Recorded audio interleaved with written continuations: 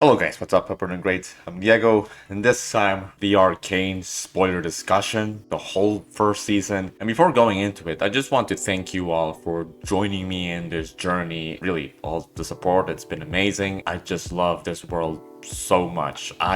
It's been a long time since I've entered a new fantasy world with so much emotional resonance and just being in awe about it the whole way through. It's just bringing me that, kid inside. And thank you for all the recommendations. The Get Jinxed music video, the Enemy music video by Imagine Dragons, also the cinematic Warriors of League of Legends. Some of you guys have asked me to do reactions to that content. Now here's the thing, I don't want to spam the channel with too much content. I want to keep a certain focus with TV shows and movie reactions. And also I want to give a prize to those ones that are in Patreon. Some of them in Patreon really support the Arcane reactions. I want to see more content related to League of Legends, Arcane. So just so you know, I already did reactions to Get Jinxed, Enemy, and Warriors. All of them are up in Patreon. And you will have reactions to more Arcane League of Legends related content down the line.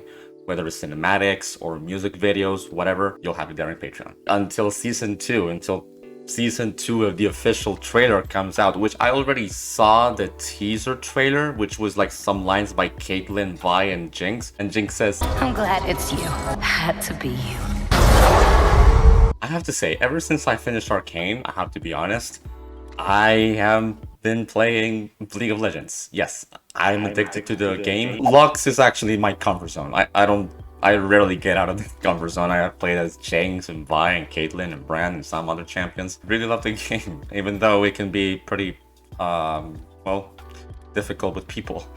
But I really love playing the game. There are so many things that I really want to talk about Arcane that I don't think one video is going to do justice for this show, because there is so much to talk about. So much about the characters, about the cinematography, about the use of music, about the writing, about the animation style, the parallels even, because the main theme of this show is duality, and there are so many freaking parallels. Whether they are explicit or implicit or subtle or nuanced, whatever, it really makes me want to learn animation, to learn how to animate, because this is the kind of stuff that matters. This is the kind of story, the kind of audiovisual production, the kind of animated TV show, whatever you name it, that really inspires people to make art, to create.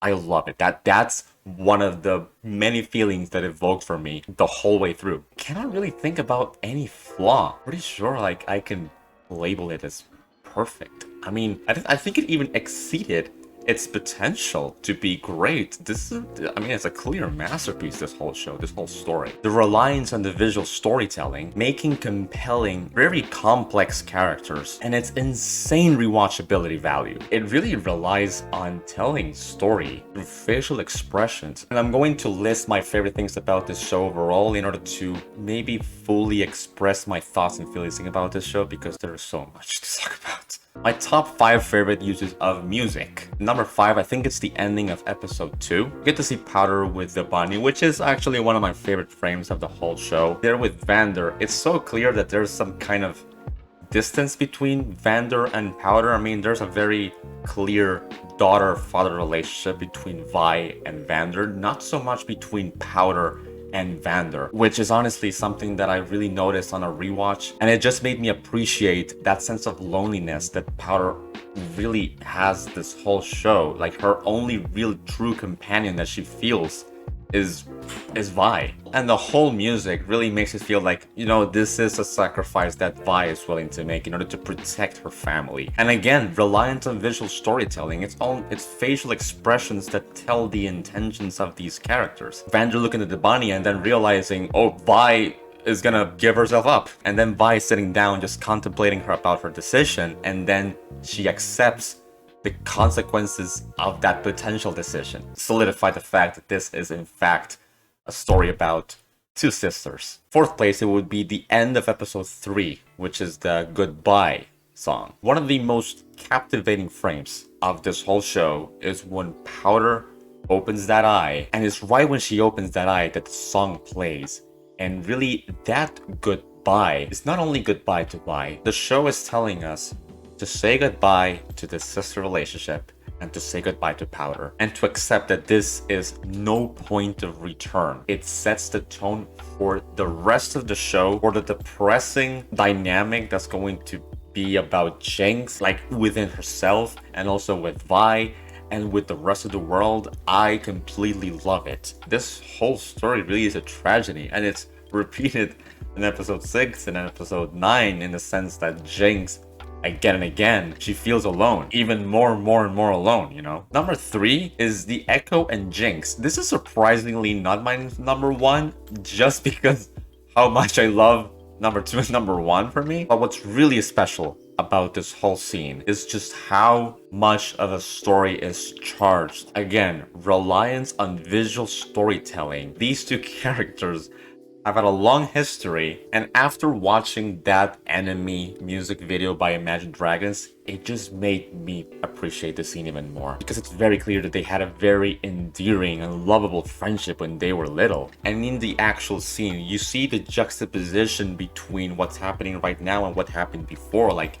before it was just childhood games between them, and then the abrupt and brilliant transition to when they're just fighting fist in fist to death. No music there.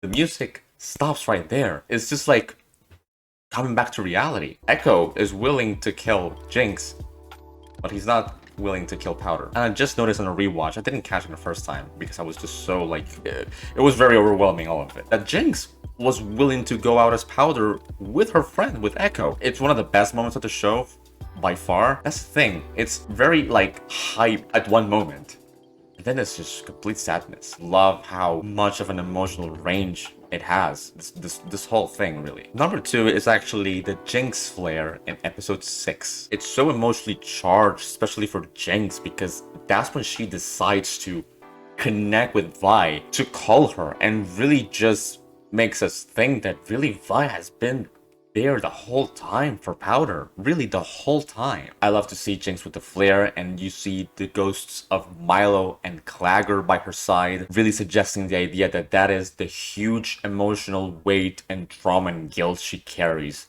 and she has carried for all these years. Vi and Caitlyn escape together. They go through a tunnel. They look like they are kind of like some kind of bullet. Love it. That whole scene was just mesmerizing and one of the best scenes of the whole show. And then my favorite use of music, it has to be the ending of the show, the ending of episode 9. This is, you know, solidifying the idea this story really is a tragedy for all of them. Nobody wins, everybody loses. What Vander said about in the beginning of the show really echoes throughout this whole episode. Nobody wins in war. I think you can argue that this song can be viewed from multiple perspectives. Like, is this song directed to Vi? Is this song directed to Silco? I mean, the song played right when Jinx told Vi, "Here's to the new us." And then Jinx gives that final sad look to Vi before she fires up that shark weapon. And that shark weapon, I think, really is inspired in her father figure Silco, because we see Silco by the beginning of the show being surrounded by sea monsters. Thing really is in behalf of her father figure. And really that line, "what could have been," I think it's directed to Vi. Like, what this could have been if we just stood together in the mind of Jinx, because Jinx really thinks that like she was abandoned time and time again this whole time, when really a lot of it just really happened in her mind, which is extremely heartbreaking. It's just so sad to watch. And this is also torture for Vi, because somehow we're led to believe that Vi is going to be the hero of this story. She's not. Nobody is the hero of this story, and that's what I love. It's not really a story about hero versus villain. It's a story about people making a ton of mistakes, trying to connect and reconnect, and failing massively, catastrophically at that. Freaking insanely heartbreaking. And also one of my favorite moments of the song is "Why Don't You Love Who I Am?" And that's when she fires up that shark weapon. Like, it's just out of rage. It's just so freaking beautiful. I'm going to talk about the parallel between that scene in which Jinx fires up that shark weapon and the opening scene of the show, because that's my favorite parallel of this whole story. Then my top 5 favorite lines of Arcane. Maybe you could love me like you used to, even though I'm different. But you changed too. Here's to the new us. This is also a callback to those initial interactions between Vi and Powder, when Vi in episode 2 told Powder, You know, Powder, what makes you different makes you strong. Always remember that, okay? really didn't believe in that idea, twisted around. She feels like her own sister lied to her. That's what she feels. It's just freaking heartbreaking to watch that. Those lines, I mean, this show and a rewatch, really, every scene 10 times sadder and more heartbreaking, honestly. Is there anything so undoing as a daughter? That moment of Silco with the statue of Vander, I completely love it so much. It's one of my favorite scenes as well. Love how Silco realizes what Vander truly meant when Vander gave up in the cause and he was going to fight all for Vi and Powder. Silco is also accepting this reality for him. What's above his own cause, it's actually Jinx. And that line of undoing, it really foreshadows the fact that his own daughter, you know, is gonna kill him off. It's gonna be his own destruction. It's just such a humanizing moment for the villain. This is where it really reminds me of, you know, some of the writing in Game of Thrones, in which you get to know characters that are so despicable, that are so unlikable at times. But then that moment comes up in which you feel for that character. I really felt for Silco here. This really is when Silco really started to climb up as one of my favorite characters of the show. It just made it so much more emotionally rewarding to see how it all went down between Jinx and Silco. This is such an emotionally powerful moment for Silco. We'll show them. We will show them all. It's not only because it's a cool line, it's also because it has a lot of emotional significance for Jinx. Because the fact that he told Powder that at first, in order to connect with Powder, in order to really make us like understand that Silco and Powder are not that different, they're actually very similar, and Silco really sympathizes with Powder's situation right now. And after that line, Powder has that enraging look. It's also the fact that that line came back at the very end of the show, when she is about to fire that sharp weapon at Piltover, at the council. That just tells me that those lines were really embedded in her mind for all of these years. That line will show them all. It's filled with rage, it's filled with vengeance, it's filled with a sense of, I'm going to show you who I am. And that's what Jinx feels, mourning the loss of her father figure. Really, Jinx is such a complex character. I love it. I pretended to chase my own monsters away. I'd say, no monster's gonna get you when I'm here. Then a real monster showed up. And I just ran away.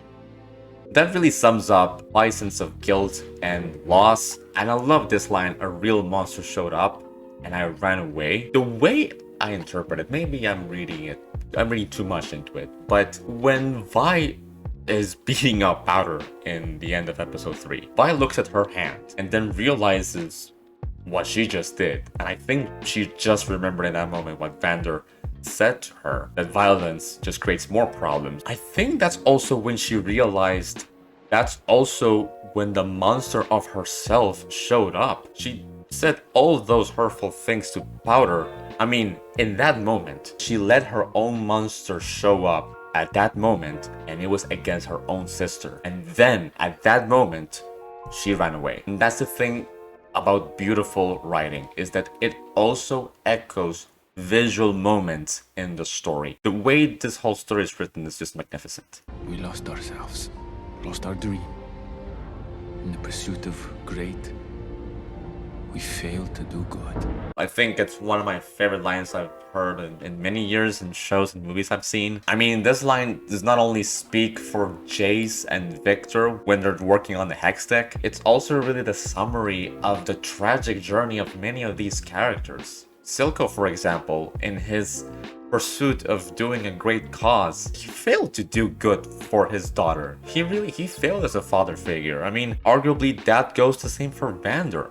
Also for Vi. When Vi said at the end of episode 1 that the city is gonna respect us one day, that's the pursuit of doing great. She failed to be there for her sister at the right moment. That's the most frustrating part, is that Vi was there just a little bit too late. That just like every time in episode 3, the beginning of episode 8, so freaking tragic, all of it, and I love it. Now my top 5 favorite opening scenes. Number 5 would be the one from episode 5. Love to see young Caitlyn practicing, and she has a really good aim right from a very young age, and I love the way she uses her gun. She used this to protect, not to attack anyone really. She used this to protect Vi. Although that trait of her is like this close to her just losing it when she is about to shoot Jinx, I thought that was beautiful. Because the most important question for Caitlyn that still has to answer is, what is she shooting for? We see that she empathizes with the problem of Zahn. However, by the end, the very representation of Zahn, that is Jinx, she is willing to just kill her off in front of Vi. It's just really amazing to see these characters that are so human making really tough decisions. And overall, the opening scene of episode 5 is just a great introduction to where Caitlyn comes from, just to see the start of her goal of what she's fighting for. And also the fact that she got that trophy, but she questions whether or not she earned it. It's like whether or not she has earned a place or not in this world. I'm really looking forward to see more of Caitlyn's character development. My 4th favorite opening scene would be the one from episode 3. I think this opening scene is actually better on a rewatch because it really has a lot of parallels to the relationship between Vi and Powder. And also after seeing Jinx in that scene from episode 5 when she's talking to Silco, she is being told by Silco to let Powder go. Jinx can be truly born. A lot of what Silco was expressing about how does it feel to be drowning, I think it really has to do a lot with how Jinx was feeling when she was trying to like reach out to Vi. Like she was drowning, Powder was drowning, and so Jinx was born. You know, it really had a lot of that for me. And you just really see how, from Silco's perspective, Vander is like a monster. I love this so much. It's just really fascinating writing. My 3rd favorite opening scene would be the opening scene of episode 8. Love to see what was apparently just a flashback of Mel and her mother, but it's actually a nightmare. And someone in the comments mentioned about the way Mel's mother is captured. You don't really see her face. It's actually completely obscure. And that tells me a lot of Mel as a character, that she doesn't really have a good memory of her mother. She is trying to repress that memory actually, but it's still coming back. Her mother is kind of this nightmarish figure for her, you know? And it's really tense, and it really shows where Mel is coming from and her motivations to do what she does in Piltover. Between being the fox or being the wolf, right now she's the fox. Maybe in season 2, if she survives that whole explosion in the council, maybe she will be going into the direction of being a wolf. I felt for that girl. She had like 10 seconds of screen time, and then they chopped her head off, and it was terrifying. It really was terrifying. And I love to see then the transition to Vi losing her sister, and it's basically a deja vu of what happened back in episode 3, just Silco taking Powder. It really all feels like a nightmare that never stops. I really love this whole opening scene. My 2nd favorite opening scene would be from episode 6. This introduction to Victor was marvelous. From him just being a kid and actually seeing Sky, which was a very sad casualty by the end of the show. It really was,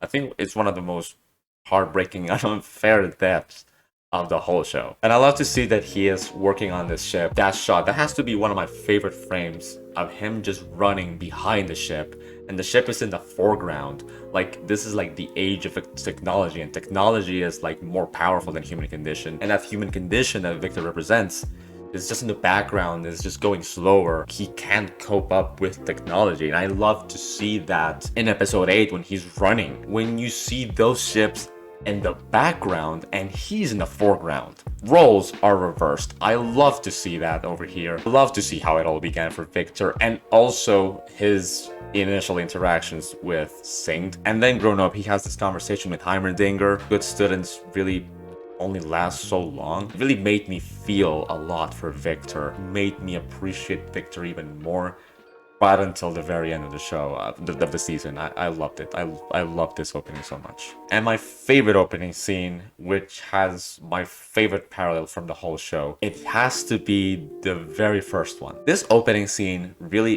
is just perfect. Just really show how you begin a story. This is just the stuff of greatness. When I watched this opening scene for the first time, it just captivated me right from the beginning.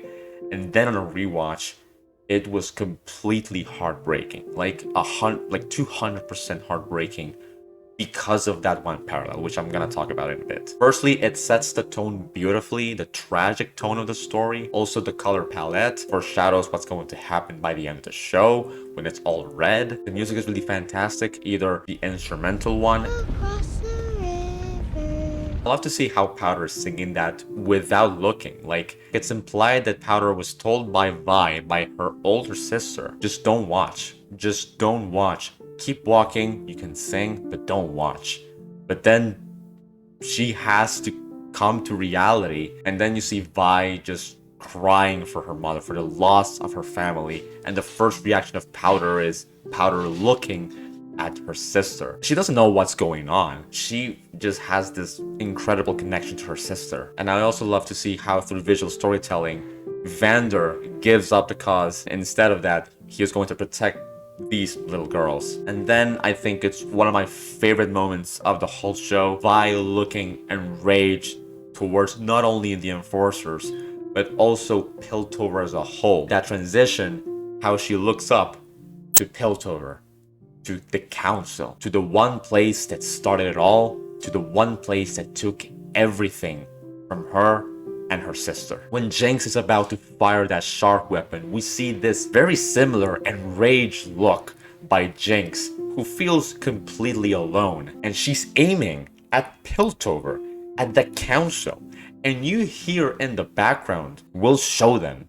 We will show them all, implying that what she's doing right now, it's not only because she has a very strong resentment and hate towards the Enforcers, towards Piltover, but it's also in behalf of him.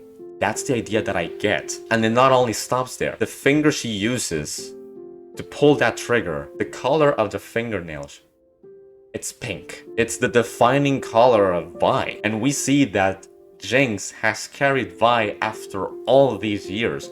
Vi still lives inside her. And that is completely heartbreaking. Because it also means the words of Vi by the end of the very first episode, they are fulfilled. And one day, this city's gonna respect us. They will.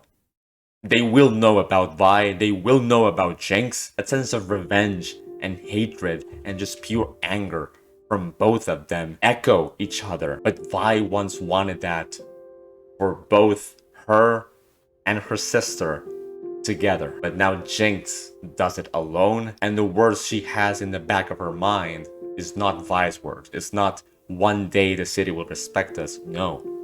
It's Silco's words. Relationship between Jinx and Vi is completely broken, I would say. It's just freaking heartbreaking. I love this so much. Now when I rewatch Jinx firing that shark weapon, I just think of Vi with that look towards Piltover, because everything is brought back full circle. I love it. I love it so much. Storytelling at its insane peak. I wouldn't really... This is unlike anything I've ever seen. The attention to detail is insane. My top 5 favorite characters. It was so hard to do a top 10, to be honest, because there are so many amazing characters in this show. It's insane. Just how much care there is for making each character really emotionally resonant, at least at some level. Even the most despicable characters. I think, for example, someone like Marcus, even though I think he might be the weakest character of the show, he's definitely more interesting than most of the characters out there in TV shows nowadays. It's insane the level of quality this show has. I had 3 honorable mentions, which that would be Vander, Heimerdinger, and Echo. Echo almost made it for me top 5, but I think the character arcs from the top 5 characters for me just were much more emotionally resonant to me, and much more powerful, and I think Echo just needs a little bit more screen time for me. The fact that he's top 6 for me with so little screen time, it's insane. He's such a great character, and I cannot wait for the potential that he can fully reach in this series. Number 5 would be Victor. I love Victor so much. At first, I wouldn't think like he was one of my favorites. He really grew on me, not only when he was working with Jace, but especially by himself. How far he's willing to go to do what he loves, to do what he stands for, and that's really what I love about him, that he is someone that truly believes in his ideals. He's very smart, and he has a very heartbreaking story, really. He's dying, and he is willing to do everything to survive, and in the process, he gets a little bit of both worlds. He gets one triumph, and then immediately he loses someone, and it's just completely tragic. And also the fact that he says my favorite line from the whole show is just amazing. I really want to see more of Victor, and I hope he survives that explosion. Number 4 is Caitlyn. Similar to Victor, I didn't think I would love this character so much. Not even really by episode 4, when she was like, you know, being a cool detective and trying to find who Jinx is. But it all really starts when she interacts with Vi, and she starts to be immersed in this unknown world to her, which is the Undercity. And I love to see how she begins to empathize a lot with the problems that Zahn is going through. I love that she cares so much for Vi, and I love that she is starting to care so much for the problems that are going right now, that she is willing to stand for Vi. And I love to see that in episode 8, that she really cares for her. She really loves her. Just by the end of this show, that empathy that she had for Zahn. I mean, Jinx arguably is now the perfect representation of all the problems this on the Undercity is going through. And Caitlyn, she knows that is Vi's sister. She is this close to kill her off. She has such a level of humanity that I just really love, because she's so noble, yet at the very end, she's this close to kill off the sister. It's just amazing. It really is amazing. I cannot wait to see more of Caitlyn. Third one would be Silco. This has to be one of my favorite antagonists of all time now. Once that scene happened in episode 3, really that introduction in episode 3, but then even more so when he hugged Powder, and you had those little moments in when he realized, oh, Powder is just like me. And then he says, we will show them all. That's when I really started to think, okay, maybe this character is something else. He's also a perfect representation of the Undercity, but he has a heart. He has a weakness, he has vulnerability, and that is his daughter that becomes Jinx. I love to see how far he's willing to do anything to achieve power. Like, he is fighting so hard for this cause, yet he understands those actions and words from Vander. And when he says, like, is there anything so I'm doing as a daughter? And then before he dies, don't cry, you're perfect. I love to see it. He's manipulating Jinx for sure. But I think he tried so hard to be a father figure.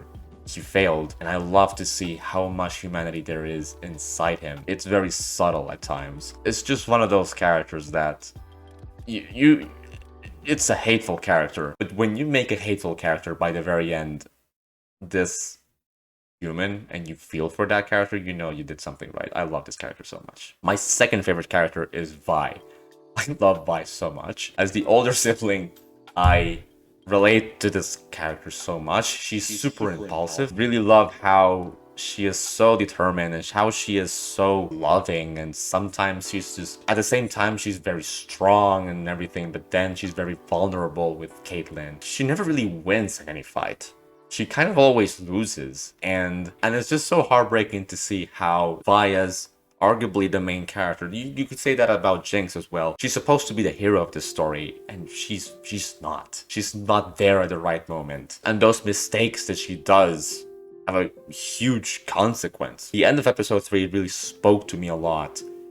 The fact that she like looks at that fist and she realizes what she's done. I love Vi. She's so genuine. She's so encouraging, and she's like, I love her. I love her so much. I would follow Vi into battle for sure. And then my favorite one, I think you already know, it's Jinx. I'm in love with this character so much. She is like, when I saw her in episode 4 as Jinx, I love every scene she's in. She steals the scene every single time. The voice acting is unbelievable. The facial expressions on her, they are so carefully crafted.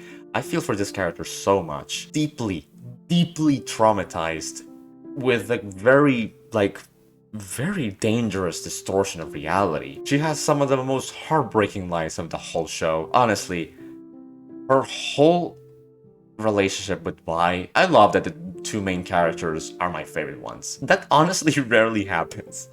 I love to see how much emotional gravity she has, how just every single action has led her to become Jinx.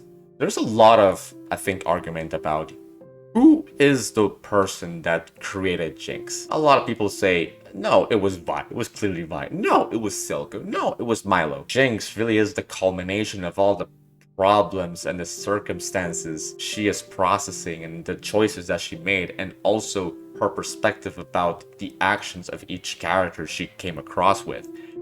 Whether it's Vi, Milo, Silco, whoever. Even Caitlyn, the figure of Caitlyn even deepened that monster she was created in her mind. But when she has those flashes, the main figure that appears is actually Milo, because Milo was the first one to label Power Jinx as Jinx. That idea really polluted her mind and just messed her up so much. Milo really is those insecurities and that trauma and that depression that she's going through, and it's just like visually represented. It's just so terrifying to watch. Did Vi have influence on Jinx being Jinx? Of course. I mean, Powder felt like her own sister abandoned her. Vi was moments away to be with Powder again by the end of episode 3. It really is that thought of Jinx that started to pollute her mind even more. Really thought she is a Jinx, that Milo was right. And she also has this perspective that Caitlyn is above herself for Vi. So really, it's not exactly Vi's actions, it's really the interpretation of Vi's actions that really messed Jinx even more. Also Silco, the fact Silco was her father figure, making her believe that she has to embrace her new identity that is really sustained by trauma and by anger and by hate and by a bunch of negative things, by depression. This is her true identity. I mean, I get that Silco didn't want to put Shimmer in Jinx, but that doesn't make him Father of the Year. She's such a complex character. She's not only a fun character to watch, she's also arguably the most relatable and human character of the whole show. I would say Vi is the heart of the story, and Jinx is the soul of this whole journey. I love Jinx so much. She's already one of my favorite characters of all time. Her character arc has to be one of the most beautifully frustrating to watch, because I was rooting so hard for her to become Powder at the end, but it was all lost. Some of the best conclusions to character arcs I've ever seen. Now, my tier list of episodes from number 9 to number 1. I'm not gonna describe in depth. You already know by the reactions what I think about these episodes. They are all amazing and I love them. I'm just gonna go quickly rank them. Number 9 is episode 2. Number 8 is episode 1. These two episodes are the only ones that are close to masterpiece. The 7th spot to the number 1, they're all masterpieces. Like after episode 2, an amazing ride all around. It's just freaking mesmerizing to watch. Number 7, it would be episode 5. I really love this episode. It's just that I think the other 6 episodes are better for me. Number 6, it would be episode 8. I was really surprised to see this really low in my list. Well, really low, because I love this episode so much. I mean, it has a ton of favorite great moments. It's just that I think the top 5 are just so freaking good. They're just so freaking good. My number 5, episode 6. It's just beautiful writing, and the cinematography in this episode is